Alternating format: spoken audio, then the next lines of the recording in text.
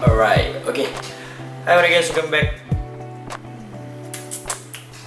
Wait. 1, 2, 3. Ting.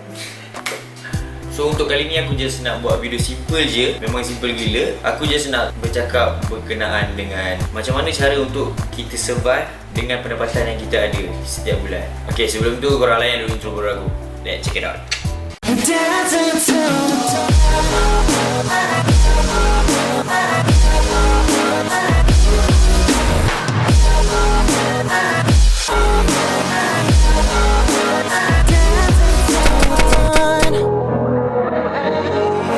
Aku nak bagi tahu kat korang dalam video ni yang aku dah lama tak buat video sebab aku nak prepare yang apa benda korang nampak ni. Itulah masalah aku sebelum ni. So alhamdulillah semua ni dipermudahkan. So inilah hasil dia. Alright.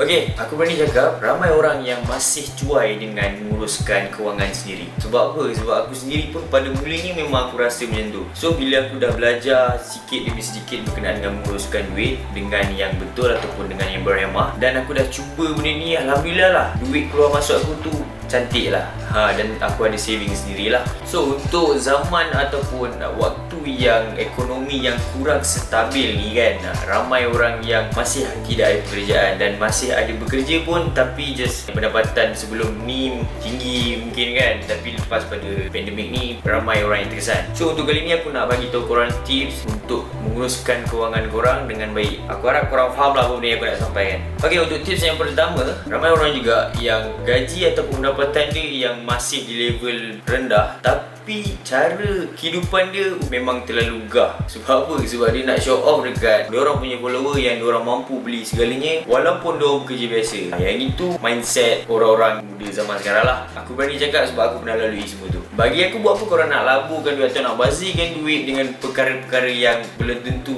balik modal kita balik kan? Benda tu buang masa. Untuk pengalaman aku daripada segi kewangan aku sendiri, kewangan aku nak cakap banyak tu tak adalah banyak, tapi alhamdulillah cukup untuk makan, cukup untuk apa semua, cukup lah kan. Sebab aku ada buat kiraan setiap bulan berapa banyak aku nak keluar semua tu lah.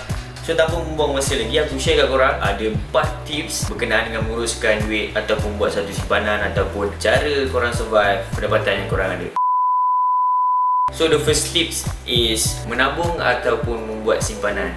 Tu tak kisahlah. Menabung tu maybe daripada segi tabung. So untuk simpanan mungkin daripada segi dalam account, Maybank ke, CMB ke, RHB ke, apalah yang korang ada. Dan menabung ataupun simpanan ni dia ada 2 option, iaitu option pertama adalah secara tidak paksa dan yang kedua adalah secara paksa. So secara tidak paksa ni adalah korang tidak amountkan berapa banyak yang korang nak saving atau berapa banyak yang korang nak tabung setiap bulan. Sebagai contoh, gaji pada bulan Januari hari tu korang dapat 2,000. So korang tak amount kan, jenis korang ambil yang secara tidak paksa. Bagi korang berapa korang nak simpan, korang simpan.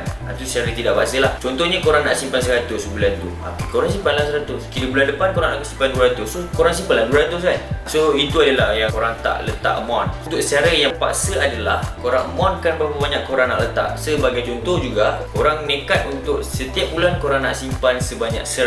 So setiap bulan macam mana pun, walau macam mana sekalipun sakit ke apa, korang akan simpan 100 secara paksa. Korang akan disiplinkan diri korang yang korang akan simpan amount yang korang tetapkan. Itu adalah secara paksa. So korang pilihlah yang mana.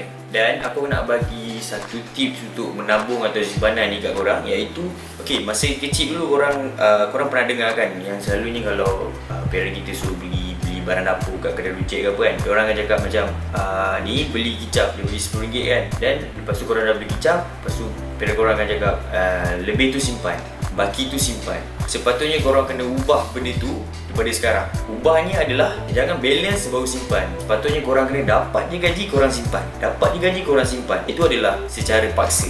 So setiap kali korang dapat 2,000 sebelum tolak apa-apa, korang simpan dahulu. Itu adalah cara yang betul. Aku harap korang guna dengan sebaiknya. Selama aku bekerja ni, aku menggunakan sistem ataupun option yang secara paksa. Walau macam mana pun aku akan simpan. Tak banyak tak kurang pun aku akan letakkan amount. Contohnya macam 100 aku nak simpan, so 100 setiap bulan aku simpan. Tak banyak pun itu boleh digunakan andai kata emergency.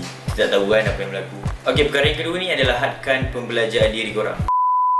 Perbelanjaan diri ni banyak cabang tau. Dia banyak. Daripada segi pemakaian, perbelanjaan makanan, apa benda sosial ke apa benda kan.